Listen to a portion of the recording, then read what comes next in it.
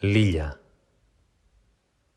Conec una illa petita i secreta, que és verda i alegre i es troba en un llac voltat per un bosc profund i tot ombra, on viu el silenci més pur, més alt.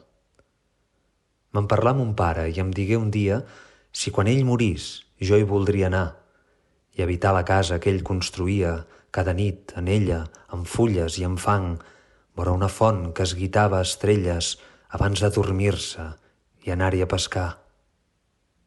Li vaig dir que sí, i em mostrant un mapa de somnis, desig, amors i bondat, on era aquell llac amb l'illa tan verda, on sempre que vaig el trobe pescant.